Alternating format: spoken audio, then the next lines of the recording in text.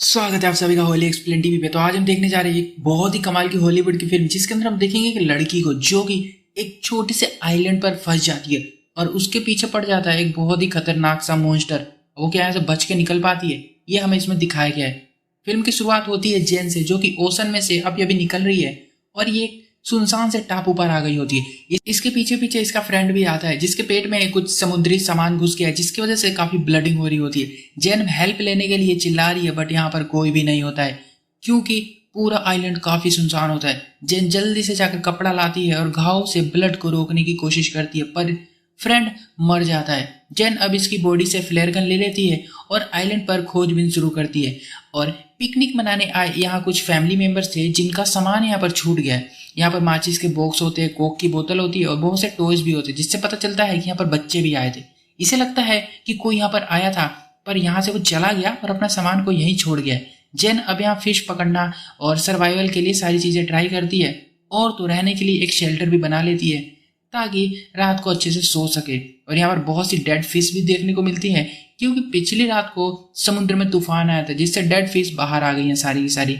यहीं पर एक डेड शार्क भी होती है, जिसपे किसी ने पंजों के निशान मारे होते हैं। इस बारे में जेन ज्यादा सोचती नहीं है और मरी हुई फिश को कलेक्ट करके यहाँ पर पकाकर मस्त खाती है और मिले हुए सामान को चेक करने लग जाती है, जिसमें ओनर की फोटो भी दिखती है इसको। और फिर जेन एक गड्ढा खोदती है और उसमें अपने मरे हुए दोस्त को दफनाती है, और रात हो जाती है तो आग जलाकर फिश को पकाती है।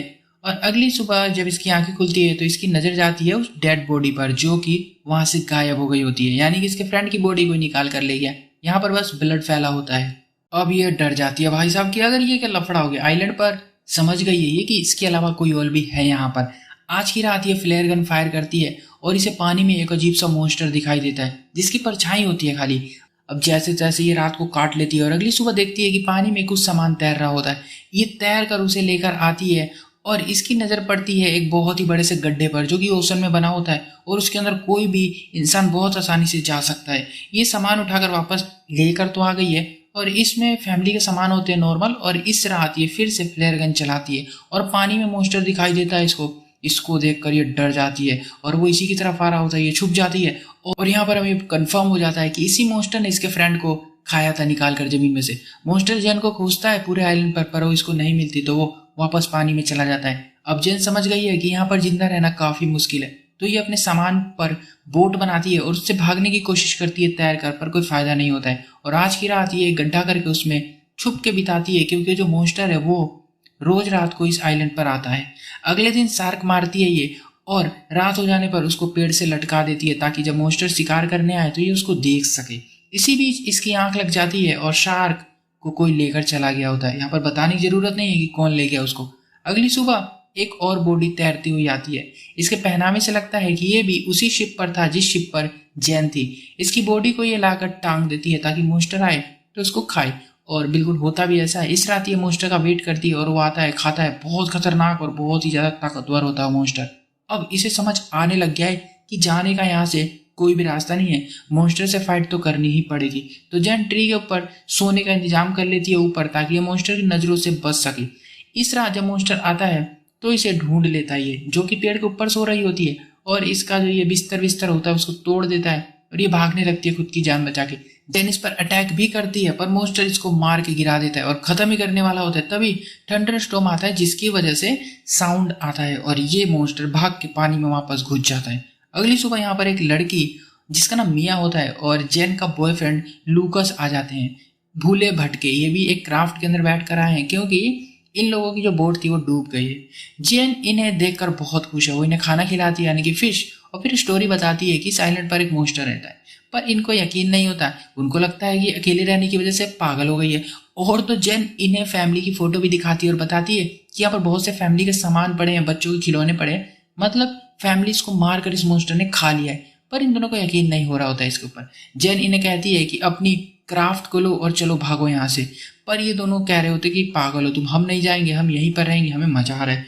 और इसी बीच इनकी लड़ाई हो जाती है। जेन इनकी क्राफ्ट को लेकर भागने की कोशिश करती है और दोनों उसको रोक रहे होते हैं, और मिया इसी बीच जेन को मार के बेहोश कर देती है। रात को जब इसकी आंखें खुलती है तो इसको ट्री से बांध रखा होता है इन लोगों ने।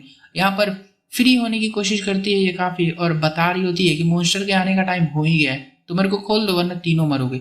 मिया कहती है कि कोई नहीं आएगा यहाँ पर।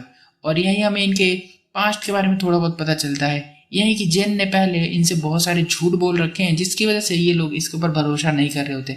एक्चुअली में जो ये सारे लोग थे ये एक बोट पर घूमने फिरने मस्ती मारने निकले हुए थे, बट एक रात तूफान आया और इनकी बोट डूब गई। और ऐसे करके एक एक करके भूले भटके ये लोग इस आइलैंड पर आ रहे हैं पानी के बहाव के कारण। बस फिर क्या इनकी बहस चली रही होती है कि मॉन्स्टर आकर चिल्लाने लग जाता है। इतने में मिया जो बीच पर पता नहीं क्या बटोर रही थी, उसको मॉन्स्टर भी अपने साथ खींच कर ले गया। लूकस उसे बचाने जाता है, मॉन्स्टर से फाइट करता है, पर मॉन्स्टर इसे उठाकर फेंक देता है और मिया को अंदर लेकर चला जाता है और लूकस को बहुत मारता है। लूकस को भरोसा हो गया है कि मेरी गर्लफ्रेंड जेन बिल्कुल सही बोल रही थी, तो सुबह सुबह बोट रेडी करके यहाँ से ये लोग अब भागने की तैयारी कर रहे होते और लास्ट बची हुई माचिस की तीली से आग जलाकर खाना बनाते हैं और फिर बोट लेकर यानी कि क्राफ्ट ओशन में निकल जाते हैं। मॉन्स्टर इन पे दिन में ही अटैक कर देता है इस बार और बोट को फाड़ कर जेन को अंदर खींच कर ले जाता है। यहाँ हम मॉन्स्टर को थोड़ा सा देख सकते हैं, इसका जो शरीर होता है वो ह्यूमन जैसा है, बट मुंह इसका शार्क जैसा होता है। जेन इस पे पॉकेट नाइफ से अटैक करके खुद को इससे फ्री करती है, बट लूकस इसके ऊपर टूट पड़ता मारने के लिए, पर लूकस को ये खींच कर अंदर लेकर चला जाता उसी गड्ढे में जिसको हमने शुरू में देखा था। और मॉन्स्टर लूकस को भी लेकर चला गया। जेन वापस तैर तैर कर अपने आइलैंड पर आ जाती है और समझ गई है कि भागने का कोई रास्ता नहीं है, या तो मॉन्स्टर को मार के यहाँ से निकलो या उसके हाथों मर जाओ। तो ये मॉन्स्टर को मारने के लिए प्लान बनाती है, यहाँ पर बहुत से ट्रैप बिछाती है, आग लगाने की तैयारी करती है और यहीं पे अपनी एक स्टोरी भी लिख देती है ताकि इसके मरने के बाद कोई यहाँ पर आए तो वो इस मॉन्स्टर से बच सके, उसका शिकार न बने। पूरी तैयारी हो गई है, यहाँ पर रात होने वाली होती है, ये इसका वेट कर रही है। मॉन्स्टर आता है तो ये पूरे में आग लगा देती है आइलैंड के अंदर, जिसकी वजह से मॉन्स्टर आग में घिर जाता है। यहाँ पर दोनों की काफी अजीब सी फाइट होती है और उसे मारने की पूरी कोशिश करती है और काफी लड़ाई होने के बाद इसको एक मौका मिलता है और जेन उसको मार देती है और पूरा आइलैंड जल रहा होता है इसकी आंखों के सामने। जेन इस मॉन्स्टर की बॉडी को लेकर बाहर आती है बीच पर और यहीं पर रख देती है ताकि सबको पता चल सके कि हाँ ये सच बोल रही थी, ये एक झूठी लड़की नहीं है। और यहीं पर हमें क्राफ्ट भी देखते हैं जो कि तैरता हुआ आ गया है और ये दूसरा क्राफ्ट होता है जो कि सही सलामत है और वो यहाँ से शायद इसमें बैठ कर निकल जाएगी क्योंकि फिल्म यहाँ पर खत्म हो जाती है।